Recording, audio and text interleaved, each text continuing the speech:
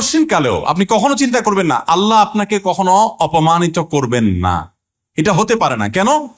কারণ ইন্নাকা লাতাসিলুর রাহিম, কারণ আপনি আত্মীয়তার বন্ধনগুলোকে সম্পর্কযুক্ত করেন, আপনি আত্মীয়তার সম্পর্কগুলোকে জোড়া দেন। কেউ কারোর আত্মীয়র সাথে সম্পর্ক ছিন্ন করলে আপনি সেখানে গিয়ে জোড়া লাগানোর জন্য ভূমিকা রাখেন। এবং ওয়াতাহমিলুল কাল, আপনি কারোর মাথার বোঝা খুব ভারী হয়ে গেলে তার বোঝাটা আপনি বহন করে দেন। কেউ ঋণের বোঝা জর্জরিত হলে তার ঋণের বোঝাকে হালকা করার জন্য আপনি ভূমিকা রাখেন। ওয়াতাকসিবুল মাদুম, যার কিচ্ছু নেই তাকে আপনি উপার্জন করে দেওয়ার, তার সম্পদ আহরণ করে দেওয়ার, জোগাড় করে দেওয়ার উদ্যোগ আপনি নেন। ওয়াতাকরিদ দাইফ, আপনি মেহমানের মেহমানদারি করেন। আমরা হয়তো মনে করবো এটা আবার এমন কি বিষয়, মেহমানদারি করে এখন তো কোনো ব্যাপারই না, আমরা তো সবাই মেহমানদারি করি, আমাদের সমাজে এমন কে আছে মেহমানদারি করি না।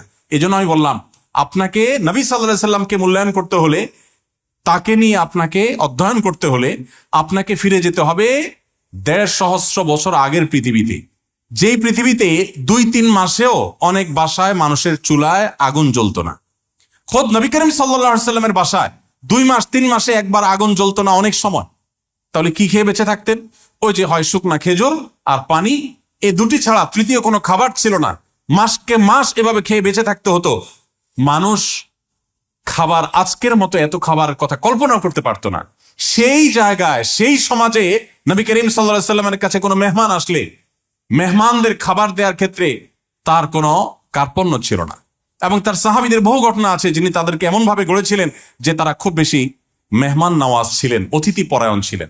তো খাদিজা রাদিয়াল্লাহু তাআলা বলেছেন ওয়াতাকরিদ দাইফ, আপনি তো খুব অতিথি পরায়ণ, নিজের বাসায় কোনো খাবার না থাকলে অতিথিকে আপনি কখনো না খাইয়ে ছাড়েন না, জোগাড় করেই ছাড়েন।